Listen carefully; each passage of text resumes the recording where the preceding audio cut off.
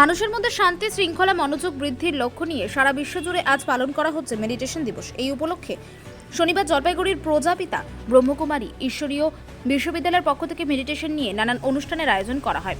Meditation প্রক্রিয়ার মাধ্যমে মনকে কিভাবে শান্ত রাখা যায় তা নিয়ে আলোচনা করেন প্রজাপিতা ব্রহ্মকুমারী ঈশ্বরীয় বিশ্ববিদ্যালয়ের প্রধান বিকে নিতু। তিনি বলেন, মানুষের মন খুবই চাঞ্চল এবং অস্থির। সেই মনকে শান্ত করতে দিনে অন্তত একবার হলেও মেডিটেশন করা উচিত। মেডিটেশন করলে মনের অস্থিরতা দূর হবে এবং মনোযোগ বৃদ্ধি পাবে। বাচ্চাদের পড়াশোনায় মনোযোগ বৃদ্ধি করতে এবং তাদের মোবাইলের প্রতি আসক্তি কমাতে মেডিটেশন খুবই গুরুত্বপূর্ণ বলে মনে করেন তিনি।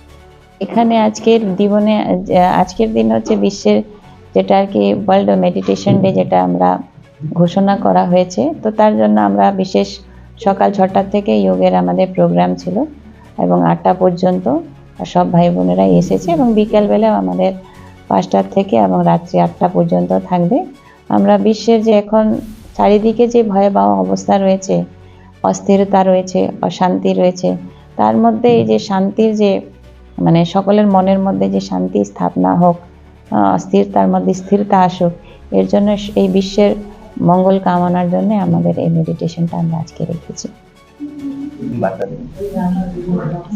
আমরা যখন নানা রকম পরিস্থিতির সম্মুখীন হই, বিপরীত পরিস্থিতির, আমাদের মানসিক স্থিতি নষ্ট হয়ে যায়, আমরা অশান্ত হয়ে যাই, আমাদের ফোকাস হারিয়ে যায়, তখন আমাদের কাজ আমরা সঠিক পদ্ধতিতে এগিয়ে নিয়ে যেতে পারি না।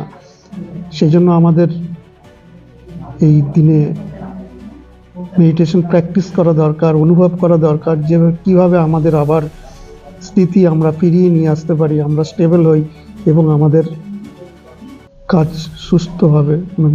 সুস্থভাবে এগুলো সম্পন্ন করতে পারি। আর নিজেদের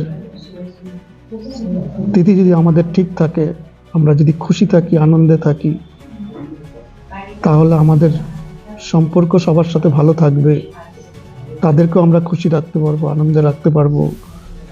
আর সেই জন্য এই দিনে এসে সবাইকে প্র্যাকটিস করা দরকার। মেডিটেশনে আমাদের কি প্রাপ্তি হয় সেগুলো আমরা অনুভব করতে পারলে আমরা রেগুলার সেটা প্র্যাকটিস করবো এবং আমাদের জীবন সম্পন্ন হবে এবং কাজকর্ম সুষ্ঠুভাবে পরিচালনা আমরা করতে পারবো এবং সবাইকে ভালো রাখতে পারবো। মোবাইল যে কোনো অ্যাডিকশনই আমাদের ব্রেন থেকে ডোপামিন বের করার সময় আমাদের যে খুশি অনুভব হয়, তাতে আমরা অ্যাডিক্ট হয়ে পড়ি। আমরা যদি দেখি যে আরও কিছু পদ্ধতি আছে যাতে আমরা এই ডোপামিন বের করতে পারি অনেক বেশি পরিমাণে, এবং আমরা তার থেকেও বেশি খুশি অনুভব করতে পারি, সেই অনুভবটা মানুষের নেই। সেই জন্য তারা সহজে যেটা প্রাপ্তি হয় তাতেই আকৃষ্ট হয়ে যাচ্ছে।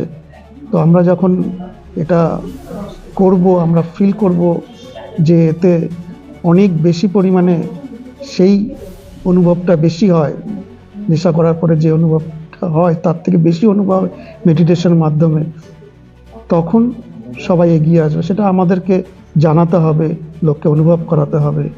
যখন মানুষ জানবে তখন নিশ্চয়ই মানুষ এই অ্যাডিকশন থেকে বেরিয়ে আসতে পারবে।